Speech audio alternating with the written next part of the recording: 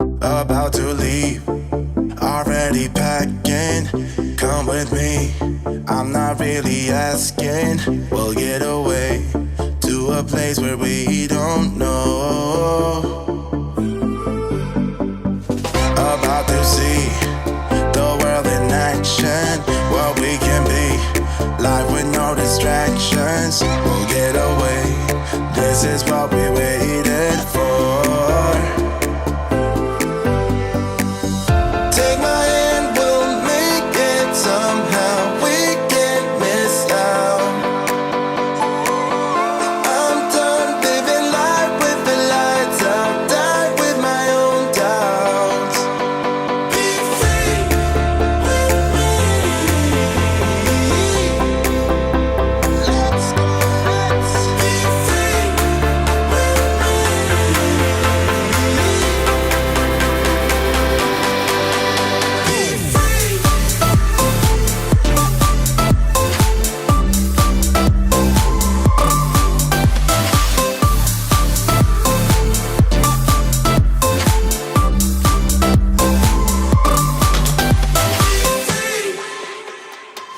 Not looking back, eyes on the freeway, Bonnie and Clyde, a classic cliche.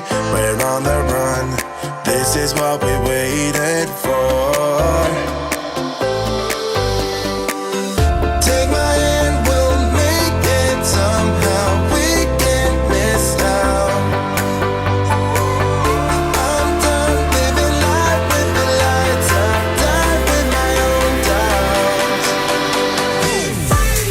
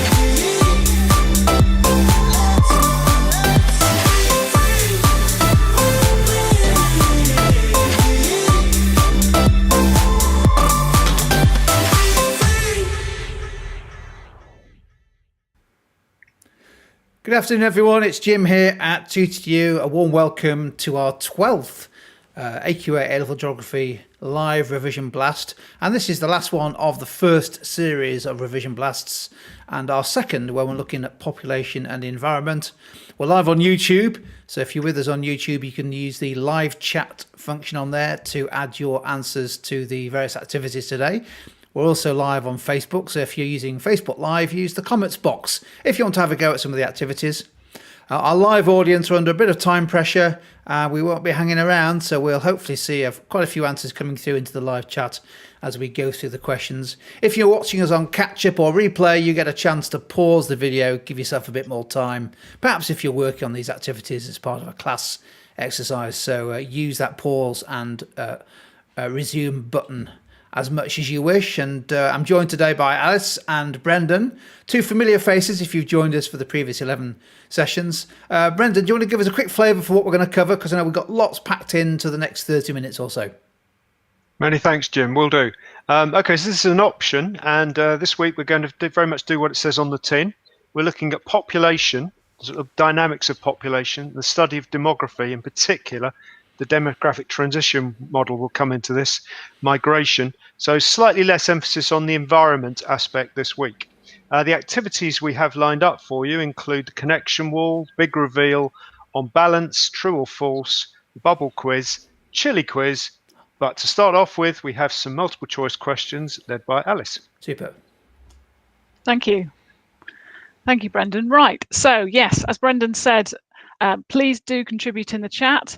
We'd love to see your answers and see how you're getting on with this topic. Okay, question one. Thompson's demographic transition model, developed in 1929, has since been updated and now includes how many different stages?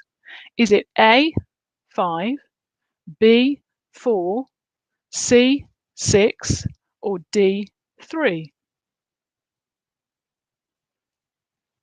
So we're starting you off with an easy one here.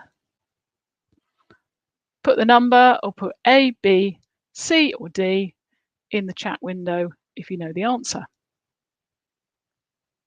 Okay, and the demographic transition model has how many stages, Jim?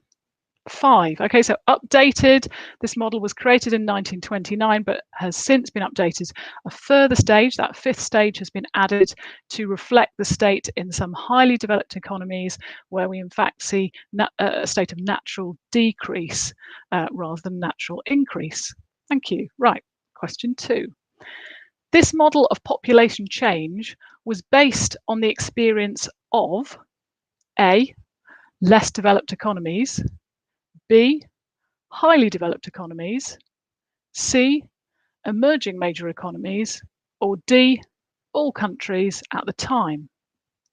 So have a think about that. What was the demographic transition model developed based on? What type of countries? We've got some answers coming through in the chat. Thank you to you. Have a think. I'm just going to give you a couple more seconds. Okay, and let's see the answer, please. Right, so highly developed economies was what this model was based on. So it was based on the experience of industrialized countries and what had happened there since the Industrial Revolution. So we're thinking about the UK and the USA. So it's worth bearing in mind that model may well not fit the experience of all countries. Question 3. Nigeria's population structure in 2019 shows it what? A, has a low dependency ratio, B, has a high median age, C, has a youthful population, or D, has large numbers of migrants living there. So we've got that age-sex pyramid, or you might know it as a population pyramid there.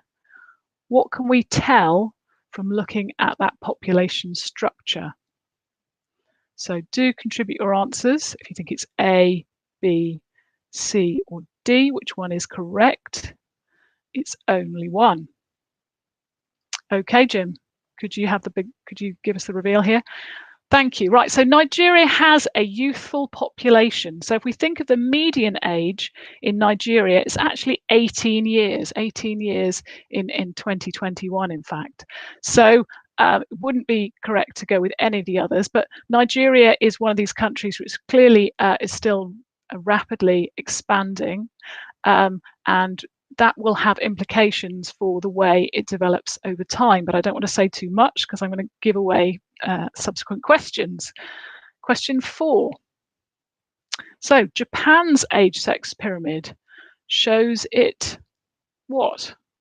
Is it A, is experiencing a demographic dividend? Is it B, has a low median age? C, has an aging population? Or D, is home to large numbers of migrants? So what can you tell by looking at that age-sex pyramid? And I can see people are coming through with the correct answer in the chat window. But I'll just give you a few more seconds to have a think about that one. Very distinctively different shape to that pyramid of Japan compared to that Nigerian pyramid. Okay, let's have the answer, please. Good, and it's C again. Japan does have an aging population. So the median age of people in Japan is now 48 years, but you've got a large number of people who are retired, and clearly the working population has to support them. The phrase is more diapers for old people than babies in Japan. Question 5. So the UAE's age-sex pyramid shows A, it has a high dependency ratio. B, it has a high median age. C, it has large numbers of migrants living there. Or D, it has an aging population. What do you think? A really extraordinary shape to this pyramid, which should give us pause for thought. Okay, pop your answers in the chat window. And of course, the answer is C, again. So the UAE's population is radically changed by the large numbers of migrants that live there. So in terms of the migrant workers make up 80% of the population in the UAE and 90% of the working age population. So that population is radically changed by immigration, which isn't natural increase. It's different. It's another factor that affects the population. Right, question 6, please. Factors affecting natural population change include cultural controls.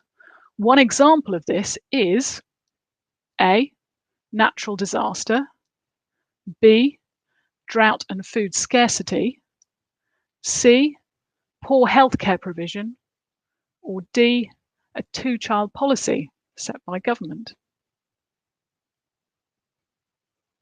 So we're thinking about cultural controls on natural population change. So back to thinking about natural population change unlinked to immigration or emigration. And the answer is D.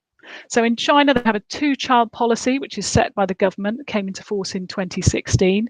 You'll remember it had a one-child policy from 1979 onwards, so more than 30 years of a one-child policy. And now people are allowed to have two children based around laws and also informal practices which discourage many children in families.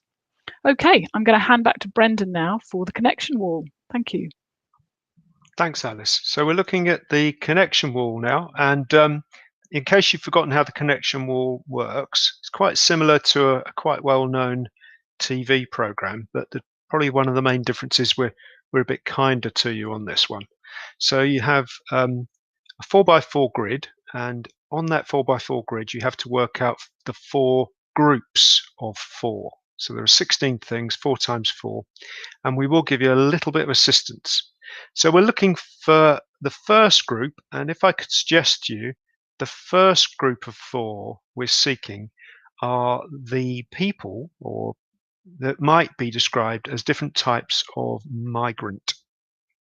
Have a little think about that, and if you've got an idea, please do type it in the chat. So 4 of these are types of migrant. Which 4 might they be?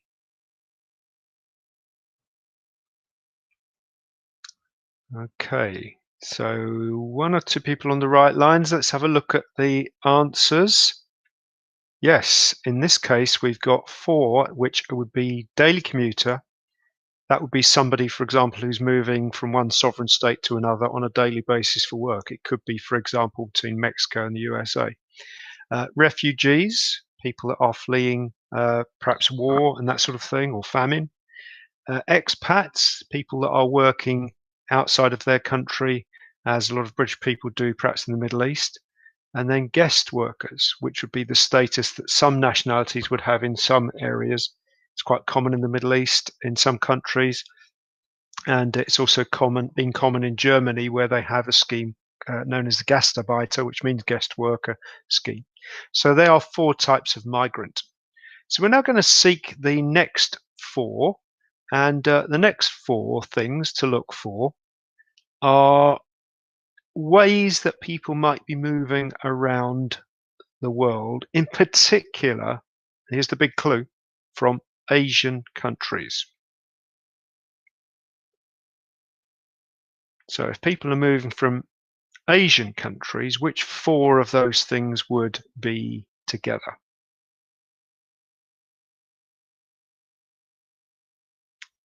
Okay. Good thinking, good thinking. Let's have a look at the reveal on this. The 4 that fit into this category would be top migration corridors from Asian countries. That's China to the USA, India to the UAE, which is within Asia, Syria to Turkey, and Bangladesh to UAE. Okay, let's have a look for the next four. The next four things. There are 8 things remaining. Can you make a group of 4, sensible group of 4 from the remaining 8? I can give you a clue on this one. If we say that the next 4 are all things that will happen as a result of migration, or categories of things that might happen.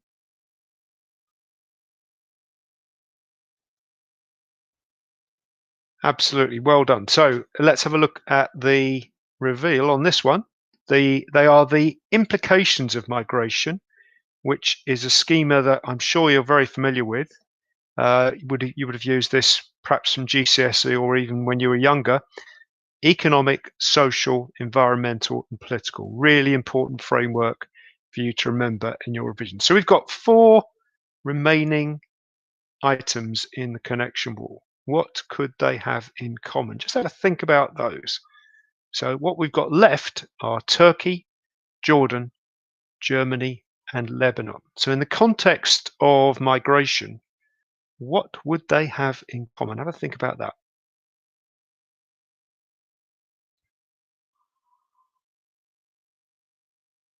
So I can almost hear people's minds ticking over there. Right, the reveal on that one is that they are all the countries which accepted the highest numbers or the greatest proportion of Syrian refugees up to 2019. So the highest number of people moving from Syria as refugees went to those 4 countries. Okay, over to Alice now for the big reveal. Great, thank you, Brendan. So we've got 5 clues coming up to something, a key term or phrase that you need to know for this topic. So I think we'll see how this one works as we get into the first one. We've got 3 big reveals. So Jim, can we have the first reveal on this one, please? Okay, so it's something that's associated with population change over time. Do have a go at guessing in the chat window, but I'm guessing that that hasn't given much away at the moment. So let's have a look at the second clue, please. It can mean inequality of opportunity across generations. So something that means potentially inequality of opportunity across generations. So thinking about some key terms we need to know for this topic. Okay, let's have the third clue, please. For example, it may mean that the age of retirement varies between generations. Okay, so something that might be affecting retirement age.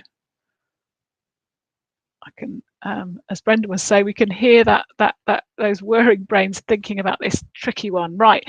Clue 4 splits the population into 2 categories, those that are dependent and those that are of working age. What might that be? I think it might be on the tip of people's tongue. And 5th clue, please. The number of dependent people is divided by the number of workers and multiplied by 100. What do you think that is? Okay, let's have the answer. And the answer is the dependency ratio. And this is something that really affects policy in different countries as we have aging populations that are being supported, perhaps those older people are being supported by a shrinking number of workers. Right, let's have a look at the next one. Now you know how this works. So our first clue is good news for countries like Nigeria in the future. So we've seen the age-sex pyramid of Nigeria. Think about what might be happening in Nigeria in the future. Great, and there's some really good ideas coming through in the chat window. Second clue, South Korea used this to good effect. So South Korea, an Asian country we might see as a highly developed economy now, used something to good effect. I wonder what that might have been. Let's have the third clue, please. Thank you. An idea linked to the dependency ratio. Okay, so it's building on what we've been talking about. And the next clue is a limited window of opportunity for economic growth. So maybe you know what this is now. Maybe you're desperately trying to remember what that's called in geographical terms. And the fifth clue is East Asia's experience of this has arguably peaked now. Okay, so we think about a country like China when we say that. Any ideas on this? Okay, let's have the answer then, please. And it is the demographic dividend. So that limited window of opportunity where perhaps the birth rate has started to fall. And so you have a large working population that doesn't have a large number of people to support. That can actually have a transformative effect and impact on an economy, as we've seen, say, in South Korea, and no doubt as Nigeria hopes to see in future decades. Thank you. Right, last one. It is a particular perspective on population growth. So think about whose perspectives are we interested in for this topic on population growth. There are two kind of famous ones. Some great answers coming through on the chat. Sorry if I'm spotting them a bit late. Right, clue 2. It's linked to the idea of overpopulation. So who is it that wrote famously about overpopulation and the problems associated with that? That could give us an idea of the answer here, couldn't it? Okay, let's have the third clue, please. The Club of Rome commissioned the influential Limits to Growth report, which took this perspective. And this was in the 1970s. Okay, so we've got some people in the chat saying, is it Malthus? It could be Malthus. Let's look at the next clue. Esther Boserup's work is seen as a counterpoint. So that would work, wouldn't it? Because they certainly were talking about opposite things. What's the last clue? A modern take on the ideas of Thomas Malthus, who was actually writing in the 18th and 19th century. So what do we call that? A modern take on the ideas of Thomas Malthus. We're just looking for a little prefix there. Let's have a look at the answer. So neo-Malthusian is the answer. That's what we're looking for, and that's what people talk about when people are concerned about overpopulation and the limits to growth today. Okay, thank you very much. Right, Brendan, back to you, I think. Thanks, Alice. So we're very much building on the previous activity here because we're going to be looking at the balance of ideas between two perspectives about population growth. So initially, we're going to be looking for ideas linked to the neo-Malthusian perspective. So as the prefix would suggest, neo means new. These are sort of the new Malthusians. So Thomas Malthus wrote his essay on the principle of population at the very end of the 18th century, a long time ago. But his ideas were revived and became popular in the 60s and then into the early 70s.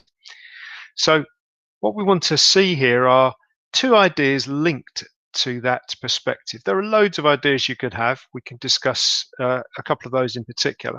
So take a moment to think of those and pop them in the chat if you can. So ideas linked to a neo-Malthusian perspective on population growth. What ideas would characterize that perspective? Okay, good thoughts, good ideas coming through. A couple of minutes more, or moments more, I should say.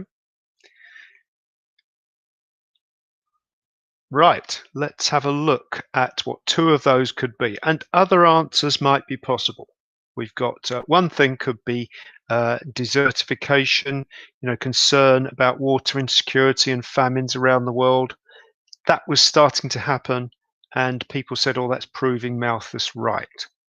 The report that Alice mentioned earlier, Limits to Growth by the Club of Rome, was published in 1972, and they were saying things such as population. This was a long time ago, obviously. They were saying population will peak in 2030, when that was a long time ago, a long time in the future.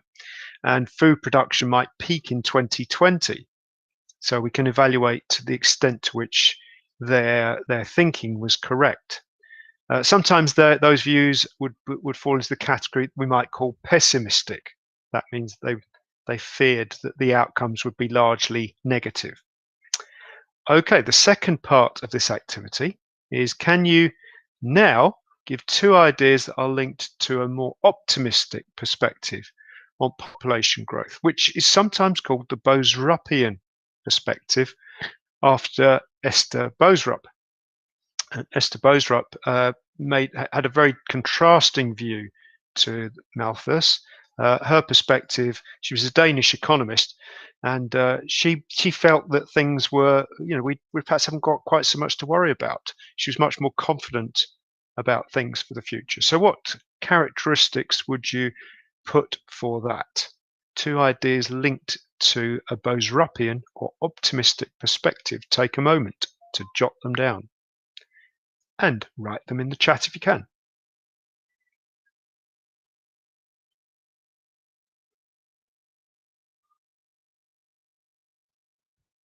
Okay, let's have a look and see what we've got. So other ideas could be possible, obviously. So we've got two thoughts here. I'm just going to start with the second one, which says with increased population density, agricultural production can be increased by innovation. That's a direct take from Esther Boserup's ideas. That's exactly what she was saying. So she was very confident agricultural production, tech fixes and so forth, would improve the amount of food, and there would be other innovations that would happen in the future to enable more food to be produced. More recently, the notion of the circular economy has been identified with that kind of viewpoint, the optimistic viewpoint. The circular economy, an innovative approach to resource consumption to conserve and limit waste. So this is another aspect of this. And some linked concepts which you might consider here would be the idea of carrying capacity. For example, the optimists expect that will be sufficient. The pessimists might feel it won't be sufficient, and so on. So there are a few thoughts there to help us to think about those two perspectives, contrasting perspectives on population growth. Now back to Alice for some true or false. Thank you, Brendan, and dropping a few clues there you were about a few of these, but that's fine. That's all building, isn't it? There's some really great answers coming through in the chat. Well done. So thank you for that. Right, true or false? Ecological footprint is the amount of biologically productive land used to produce the resources for a given population and consume its waste. So these are some pop ecology definitions, and you just need to say whether you think that one is true or whether it's false.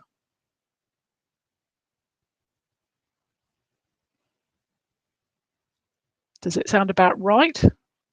What do we think? Let's have a look then, please. Okay, so that one is true. Ecological footprint can be a measurement where economists and ecologists work together to calculate the square sort of hectareage of biologically productive land used to support a population. For example, the population of London. Okay, next question, please. True or false? Underpopulation is when a population is too small to fully utilize the resources available to it. I'll read that again. Underpopulation is when a population is too small to fully utilize the resources available to it. What do you think? We've got some people having a go in the chat.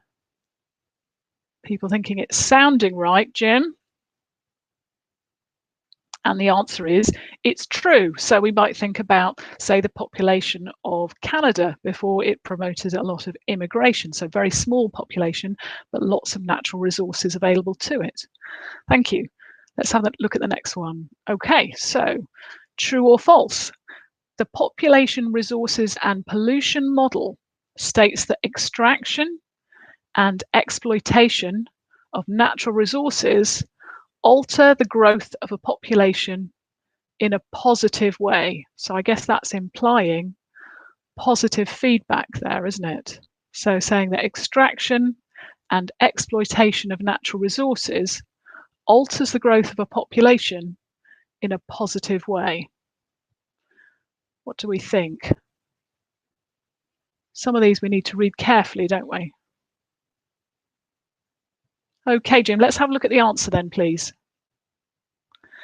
Now, that one isn't right because the population, resources and pollution model also states that use of resources can alter the growth of population in a negative way. So if we think about the impact of pollution that has been created in the process of either extracting or exploiting those resources, this model really demonstrates that it could be a positive or a negative way in which that process affects growth. Thank you. Let's have a look at the next one. Okay, there are many examples of an optimum population around the world. There are many examples of an optimum population around the world. What do you think? Can you think of a country that you could name with what might be deemed an optimum population?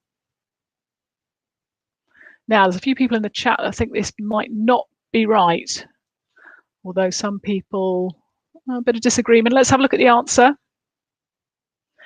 Okay, so the idea of an optimum population is really a theoretical concept, and it's about the balance, isn't it, between population and resources, but difficult to call it in terms of any one country that's in a perfect state.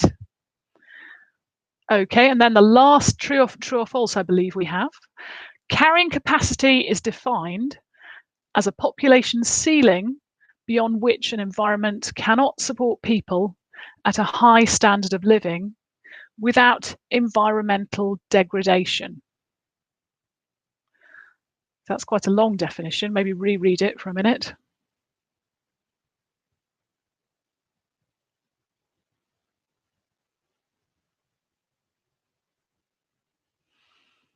Thank you for your answers in the chat there. Let's have a look at the reveal, and it's true. Yeah, it's absolutely true. And this, along with some of these other concepts, have really been borrowed from biology or ecology. And I guess you have to decide yourself whether you think they are applicable to human populations. An interesting one. Okay, Brendan for the bubble quiz.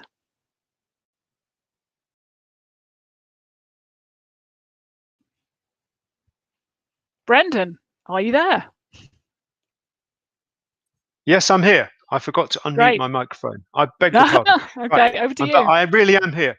So the bubble quiz is, in case you haven't seen this before, there are 4 possible answers, and so like a multiple choice, but the difference is that any number of them could be correct or indeed incorrect. So it could be none of them are correct, 1, 2, 3, or all 4 are correct. So let's see the first one of these. The first question here in the bubble quiz is, which of these are health impacts of ozone depletion?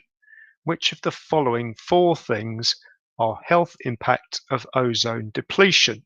Skin cancer, cataracts, reduction in crop yields, increase in oceanic plankton.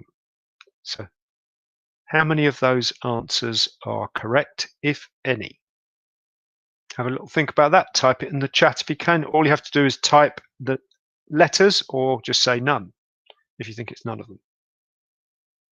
So let's see. We've got a couple of good answers there. Let's go for the answer, and that is that A and B are correct.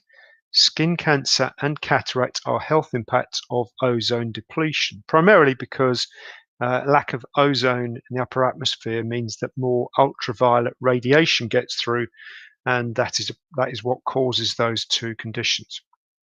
Let's have a look at question number 2. The Montreal Protocol in 1987 led to the banning of CFCs, chlorofluorocarbons, which reduce atmospheric ozone. So the Montreal Protocol in that case is an example of what? Is it any of those four? 1, 2, 3, or all four of those four? Make your choice.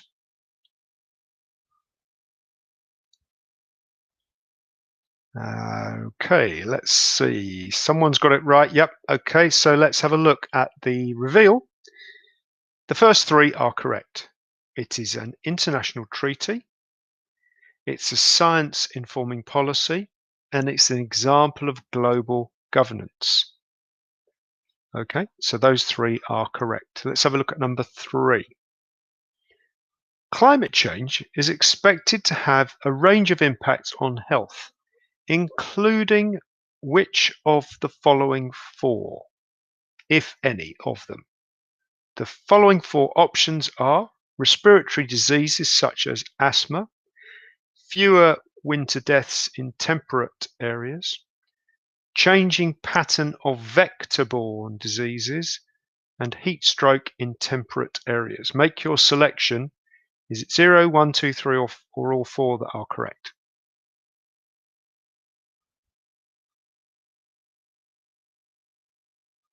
Right. Perhaps a surprise to some people. Let's have a look and see. The reveal is that all 4 are indeed correct.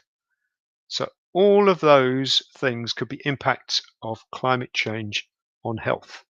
Excellent. Okay, let's have a look at number 4. Which of these are vector-borne communicable diseases? So this is diseases that are vector-borne.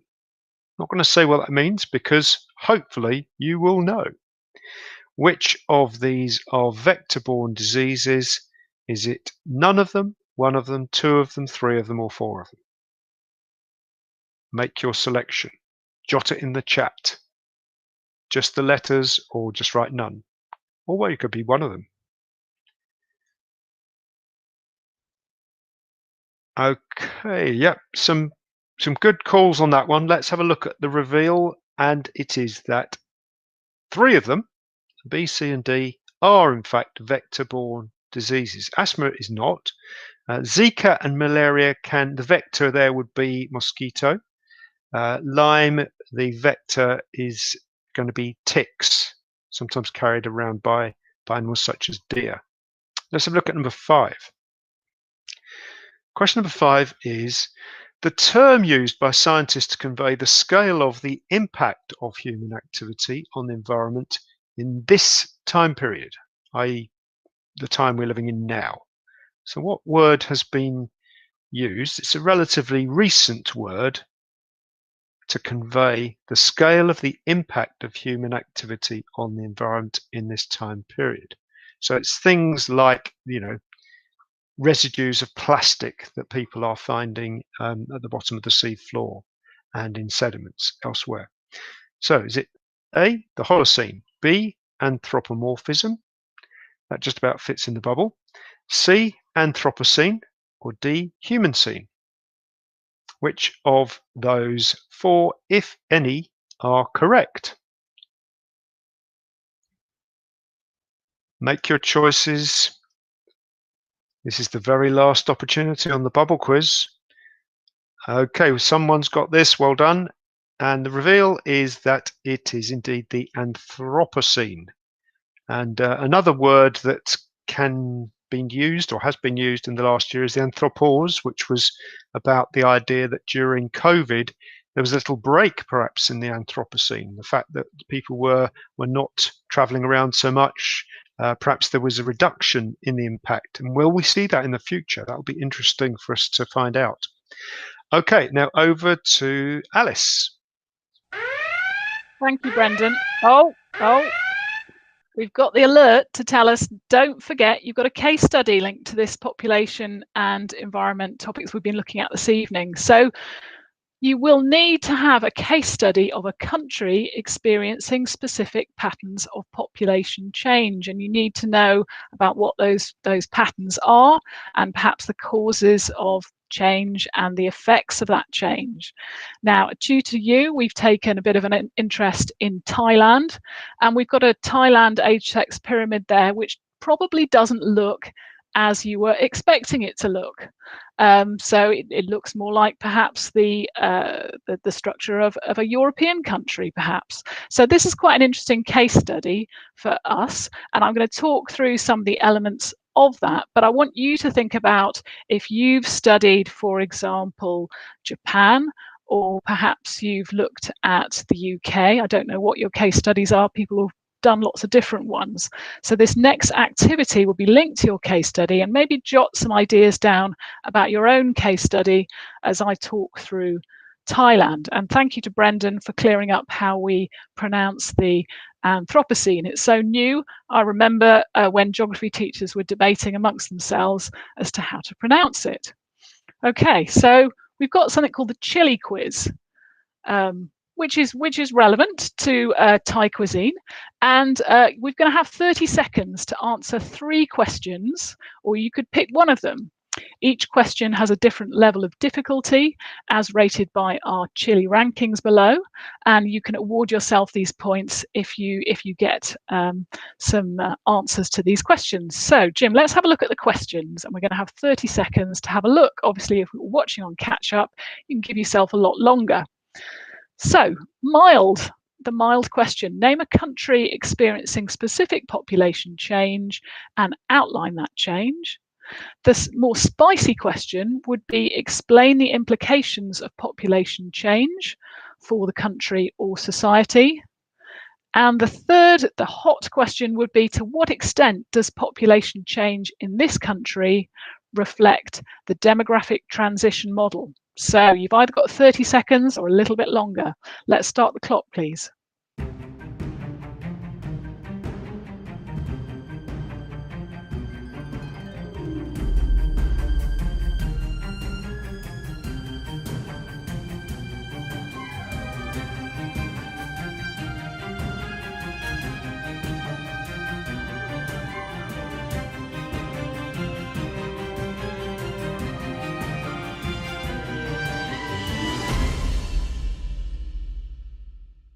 Okay, so that really wasn't very long, was it? So I can see why you will be stopping the video, pausing it, and just giving yourself more time to jot things down if you're watching this on catch up. But anyway, Jim, let's have a look at the answers, and I'll talk through how this works for Thailand, and you think about your case studies at home. So Thailand's population is transforming from a youthful population to an aging population, and that's as a result of anti-natalist government policies. So since the 1970s, Thailand has really taken a big interest in family planning and investing in family planning policies.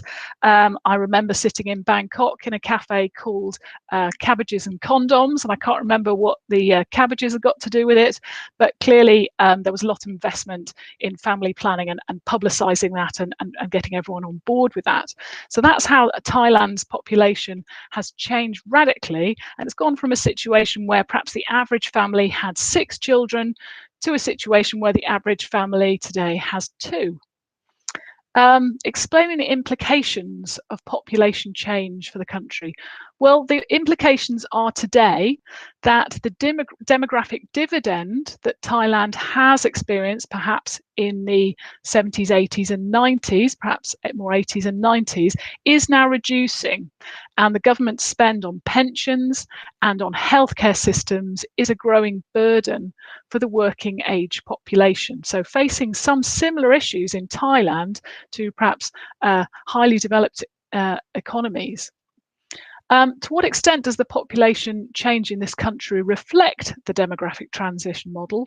Well, that's a tricky one. It's moved through the demographic stages very quickly, much more quickly than has been seen in perhaps the Western nations, the UK, the USA, that were modelled were looked at by Thomson when he was creating his model, and it's now resembling sort of late stage 4, early stage 5, though it's only considered an emerging economy in economic terms. So that's an interesting one, is there's a mismatch between perhaps the way the economy has changed and the way that's the population has changed, illustrating the impact of cultural controls, perhaps. If you've done Nigeria, then jot some notes down on that. Think about, if you were faced with any of these 3 questions, would you be happy to have a go at them? And best of luck with that. Best of luck with your assessments. Superb stuff. That's a great activity, isn't it? Just to sort of test how well your particular case study can be mapped against those 3 questions. Really absolutely, and there's some really great answers tonight. So I'm feeling confident about the geographers that have been watching tonight. They're all going to do really well.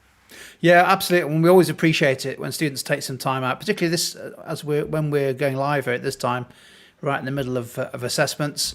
So it's much appreciated that you've joined us. And if you found the session useful, give us a thumbs up either on YouTube or Facebook. And that will also help suggest this type of content to other students, both this summer, but also in future periods as well.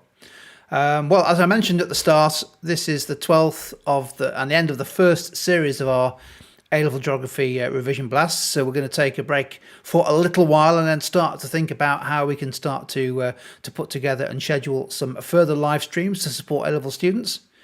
Hopefully you found them useful. If you want to go back over any of the previous sessions, go to tutor2u.net/live and you can download the PowerPoints of all the sessions and watch the replays of all the sessions, not just for geography, but dare I say it, some other A-level subjects as well. Am I allowed to mention that, Brendan, Alice? There are other A-level subjects? You've done it now, haven't you? I've heard that some trainee teachers certainly are using these videos and PowerPoints for their training to boost their own subject knowledge, which is absolutely fine. Oh, brilliant That's stuff. really good to do that. Well, as I say, you'll find geography obviously is right at the top, but you'll also find lots of other A-level subjects there if you want to go back over. I think it's about 200 sessions we've done since the start of 2021. As always, we appreciate you joining us live. Big thanks to Alice and Brendan and the team behind the scenes who've helped put together this session and the previous sessions, put a huge amount of work in to create these fantastic activities. I'm really grateful to them, and on behalf of all 3 of us, we'll see you soon. All the best if you've got assessments coming up, and we'll catch you later. Bye. Yeah, see you soon. Thanks, everybody. Bye. All the best.